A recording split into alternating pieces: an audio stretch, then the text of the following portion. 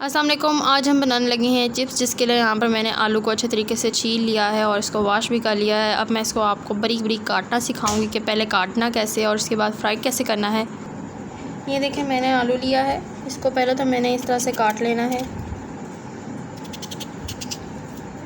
लेकिन 3 लेयर्स मैंने इसकी बना ली इस तरह से अलग अलग। अब इसको बारीक बारीक इस तरह से काटेंगे।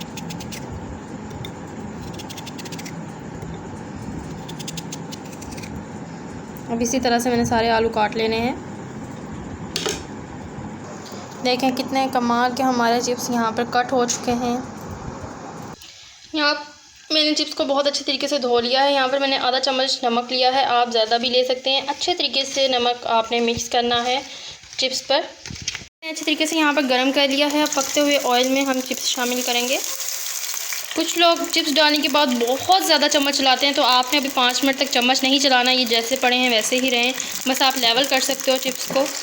मैंने चिप्स को बिल्कुल लेवल कर दिया है, ऑयल के अंदर ही हैं। आपने चम्मच नहीं चलाना है, 5 मिनट तो बिल्कुल भी नहीं चम्मच चलाना है। इसको पकने दें। देखें आपके सामने 5 मिनट हो चुके हैं और मैंने चम्मच नहीं चलाया। देखें हल्का हल्का क्रिस्पी हमारे चिप्स हो चुके हैं और आपस में भी बिल्कुल नहीं चिपके हैं, आप देख सकते हैं।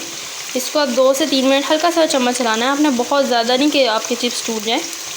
हल्का सा चम्मच चला दिया मैंने। अब बस इसको छोड़ दें 5 मिनट के लिए मज़ीद। बिना जले टूटे और जुड़े हमारे क्रिस्पी चिप्स तैयार हो चुके हैं। चैनल पे न्यू है तो सब्सक्राइब ज़रूर कीजिएगा। अब हम इसको बाउल में या प्लेट में निकाल लेते हैं अच्छे तरीके से छान कर। हमारे बहुत ही मज़ेदार चिप्स यहाँ पर तैयार हो चुके हैं।